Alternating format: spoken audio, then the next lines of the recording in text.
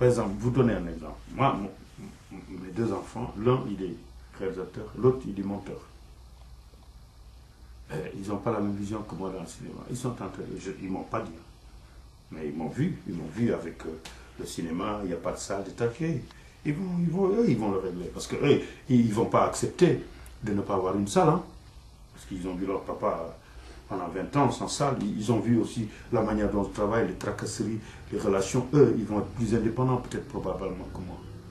Tu le sais, nos enfants là, nous avons tous des enfants, ils ne sont pas cons. Hein. Ils te regardent, hein, ils regardent le père, toutes les difficultés, et puis ils sautent les difficultés. Comme dans les jumps là, ils jumpent.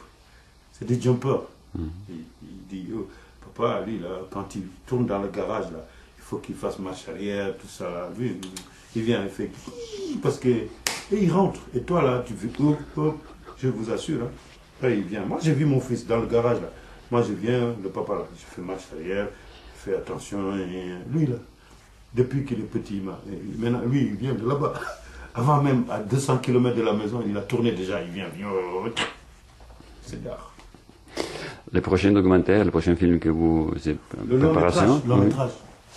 Parce que il y a tout le monde qui est dedans. Hein. C'est sur les pirogues, c'est sur les jeunes. C'est une fiction. Hein. C'est sur les jeunes qui prennent les pirogues pour venir en Espagne. C'est une aventure de 32 personnes. C'est ça. C'est ça ce que je suis en train de faire. Et le documentaire, parce que j'ai un documentaire, c'est surtout les exilés iraniens. Pourquoi ils sont partis de l'Iran? Iraniens? Oui. J'ai commencé à filmer les gens. Je veux voir l'Iran. Pour l'Europe? Mais pour le monde. Je veux voir l'Iran pour ne pas y aller. Je veux voir pourquoi quelqu'un fuit chez lui. Pourquoi l'Iran? Parce que l'Iran, on n'a pas de nouvelles de l'Iran. On a juste les femmes, le gars là, je sais pas, le président qui va à l'ONU, qui dit moi je veux pas ça, nucléaire. Mais il y a autre chose. Pourquoi? Parce que d'après quelqu'un, il me dit qu'en Iran, ça fait longtemps qu'ils boivent des whisky, qui fument des pétards. Il me dit, on fume des pétards dans la maison, on boit, après quand on sort, hop, on met le voile. Ça c'est intéressant. Donc je dis, et tout le monde le sait. Ce qu'il y a, ça veut dire quand tu es à côté d'un policier, il ne faut pas que tu sentes de l'alcool.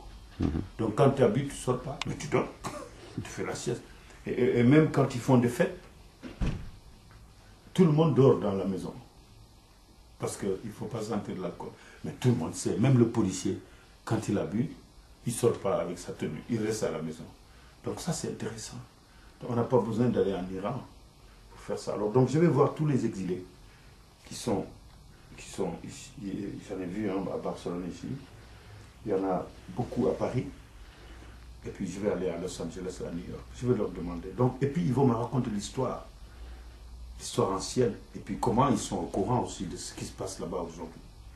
Probablement je verrai aussi des gens qui sont des exilés touristiques, ça veut dire qui sont venus pour 10 jours et qui repartent. Voilà en gros le dernier que je vais faire.